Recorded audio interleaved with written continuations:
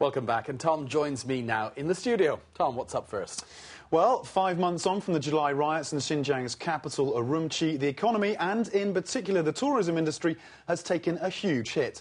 BON's Mia Feng went to the region to see how it's recovering. The Silk Road, forests, desert, sand dunes, and the treasure trove of flora and fauna. Every year, Xinjiang Uyghur Autonomous Region in the center of Asia attracts huge numbers of tourists from all over the world. In the first half of the year, the region welcomed 1 million visitors. But on July 5th, all that changed. This is the International Grand Bazaar, the typical tourism spot in Urumqi. The shop owners told me the business is now 80% down from last year, since the riots on July 5th. The bazaar is located in the center of Xinjiang's capital, Urumqi. It used to be a magnet for travelers wanting to try local delicacies or shop for ethnic souvenirs. Traders here say they rely heavily on tourists for business. But these days, those tourists are just a memory. These days, there are no customers. Business would be better if there were tourists.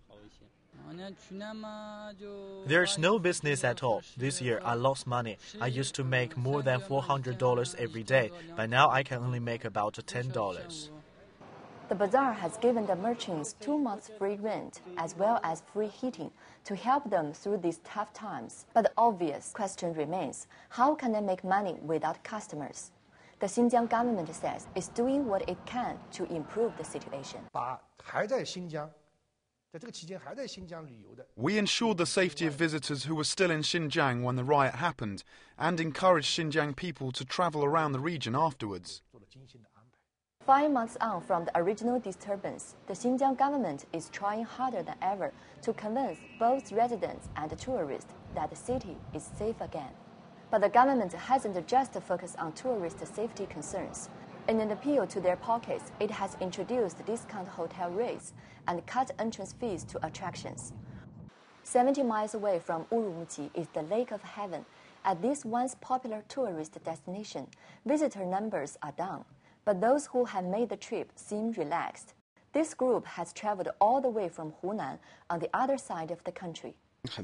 It's my first time here in Xinjiang. It's beautiful here, and the scenery is so different compared with where I'm from. Do you feel safe here? Yes, I feel safe. Everything seems normal. Many in business had hoped this year could have been the best in 30 years.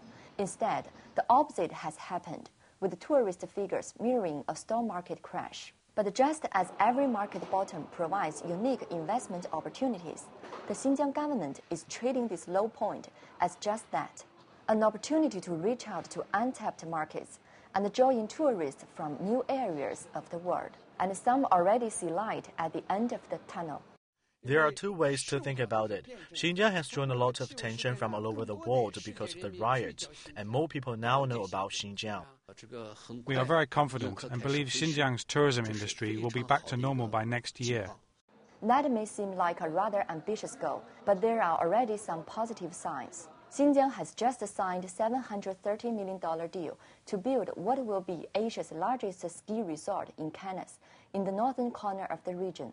Moving into a relatively untried area of tourism at such a difficult time, the region is taking a bold step. But if Xinjiang can make a success of the winter market, perhaps bringing back the summer tourists may not be too huge a task after all. Mia Feng, BON.